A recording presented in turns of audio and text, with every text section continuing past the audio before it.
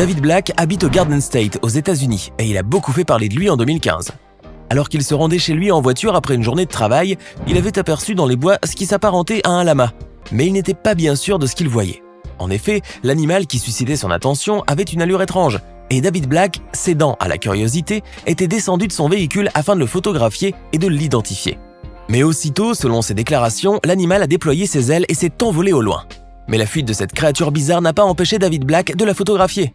Et si tout d'abord il n'en avait pas cru ses yeux, la photo du moins lui présentait bel et bien cette évidence. L'animal informe et mystérieux possédait une tête de chèvre, des ailes de chauve-souris, une queue fourchue, des cornes et des sabots. Ce ne pouvait être que le légendaire diable de Jersey. Il en était absolument convaincu. Cette rencontre l'avait émerveillé et effrayé à la fois car durant toute son enfance, on lui racontait des histoires sinistres et fascinantes sur ce monstre qui lui faisait faire des cauchemars. On peut le comprendre, le diable de Jersey est l'une de ces bêtes mythiques les plus malfaisantes. La légende qui l'entoure aurait pris naissance en 1735. Une femme, dit-on, a enfanté ce monstre. Celui-ci l'a alors tué avant de s'enfuir. Depuis, on prétend que le diable de Jersey sème parfois la panique dans la population. David Black savait tout cela et il avait à cœur d'avertir les gens de la menace qui plane sur eux.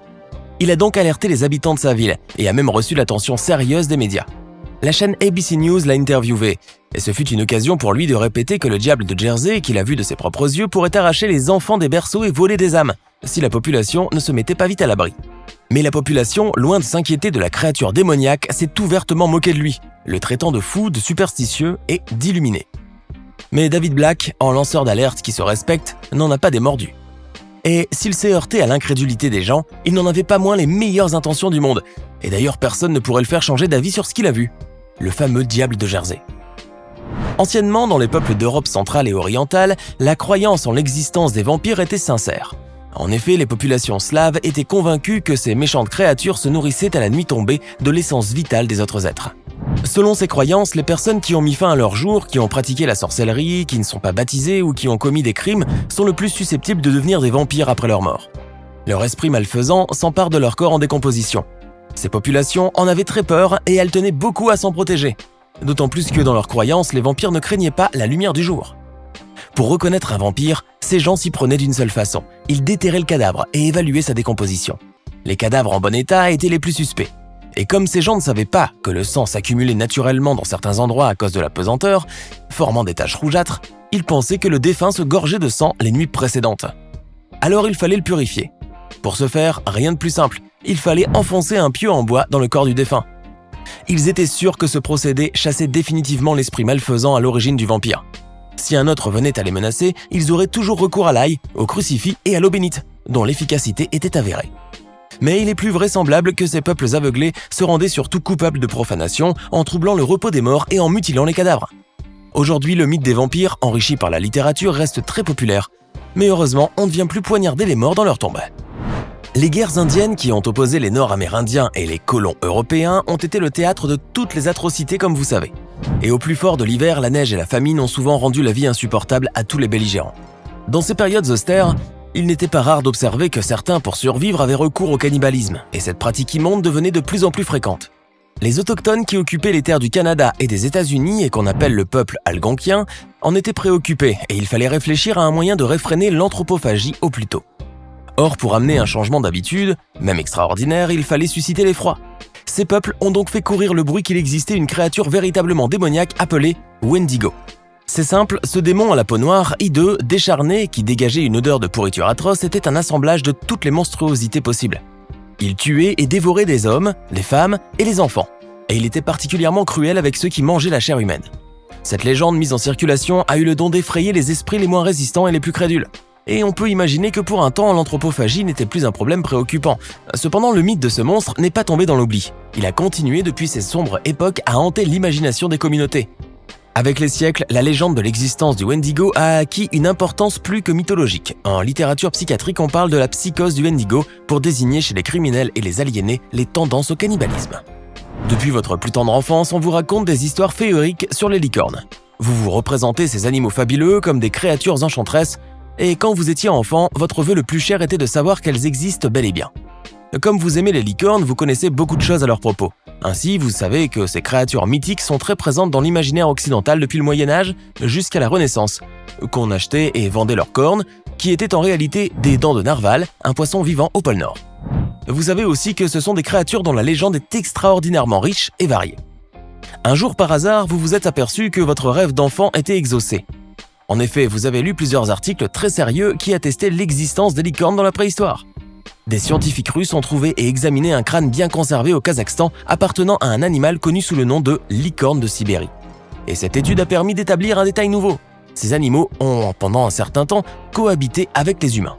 Cependant, vous vous rendez compte que ces licornes ne ressemblent pas tout à fait à l'idée que vous vous en faisiez étant petit. En effet, ces bêtes préhistoriques étaient énormes et velues.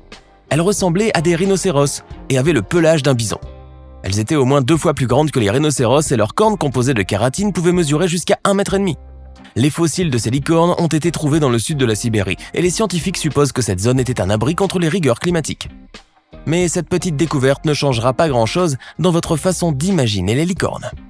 Vous ne connaissez probablement pas l'histoire de Sandra Mansi. Cette jeune femme se promenait un jour en 1977 avec ses 2 enfants sur les rives du lac Champlain, au Vermont. Le lac Champlain n'est pas un endroit sans histoire. En effet, il abriterait, selon la légende, une créature lacustre très ancienne, nommée Chump.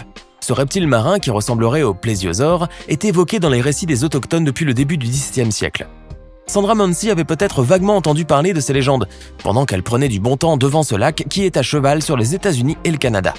Mais s'apercevant tout à coup que quelque chose avait émergé de l'eau, elle attira l'attention de ses enfants avant de se mettre à examiner l'étrange apparition qui avait vaguement l'air d'une tête au long cou. Soupçonnant qu'il s'agissait du légendaire Chump, elle en prit une photographie. Elle assurait plus tard que l'animal avait gardé la tête hors de l'eau une dizaine de minutes. Désireuse de faire connaître son aventure, elle ne tarda pas à en parler à la presse, en avançant comme preuve sa photographie. Plusieurs années plus tard, les experts ont établi l'authenticité de cette photo, et le New York Times publia l'aventure de Sandra Mansi. Les cryptozoologues ont vu dans cette photo la preuve la plus solide de l'existence de Chump. Mais les scientifiques demeurèrent sceptiques. En outre, une circonstance jetait le doute sur l'histoire de Sandra. Elle ne possédait pas le négatif de la photo. Elle affirmait s'en être débarrassée, ce qui est invraisemblable, car les négatifs ont la valeur de documents originaux et peuvent être très utiles en cas de perte de copie. Pourquoi Sandra se débarrasserait du négatif d'une photo aussi importante? Par ailleurs, des scientifiques avaient émis l'hypothèse que le cou qui émergeait de l'eau était peut-être un banal tronc d'arbre qui flottait, ce qui ne serait pas étonnant car des forêts épaisses environnent le lac. Enfin, Sandra n'a jamais été capable d'indiquer l'endroit où la photo a été prise. Bref, sa crédibilité a bien chuté. Peu à peu, l'affaire de Sandra Mansi tomba dans l'oubli. Cependant, bien d'autres témoignages ont été rapportés depuis sur l'éventuelle existence de Chump, et le débat entre les cryptozoologues et les scientifiques se poursuit encore de nos jours. Transportons-nous au XVIIIe siècle au nord de l'ancien pays du Gévaudan, situé dans l'actuelle Lozère. Vous êtes à l'été 1764 et la guerre de 7 ans s'est terminée 1 an plus tôt. Peu à peu, vous entendez parler d'attaques sanglantes dans la région. De quoi peut-il bien s'agir ? Vous apprenez que ce n'est pas l'œuvre d'un criminel, mais d'une bête féroce avide de chair humaine qui sévit dans la contrée où vous vous trouvez. Et vous êtes à la fois très effrayé et très curieux. Ce monstre fait un tel carnage que votre principal désir est qu'on le capture ou qu'on le tue. Vous suivez naturellement de très près l'évolution de l'histoire. Les journaux, qui n'ont plus à relater les faits de guerre, ne cessent de parler de cette succession d'attaques commises par cette mystérieuse bête du Gévaudan qu'on imaginait avoir la forme d'un gros loup. En un mot, c'est le seul sujet du jour. Vous voyez que ce qui était d'abord un fait divers local est devenu presque une affaire d'État. La bête du Gévaudan suscite l'inquiétude de tout le pays et préoccupe même la cour royale. Les troupes du roi sont dépêchées sur les lieux. Les hommes d'église, convaincus que cette bête est un châtiment divin, incitent la population à la pénitence. Une immense traque s'organise pour tuer cet animal diabolique. L'entreprise est apparemment couronnée de succès. La bête du Gévaudan, un loup de grande taille, a été tué. Et c'est un paysan, Jean Chastel, qui a porté l'estocade. Vous voilà soulagé. Mais pas tant que cela. Les loups gris à cette époque étaient légion et pouvaient toujours s'attaquer au bétail et aux êtres humains.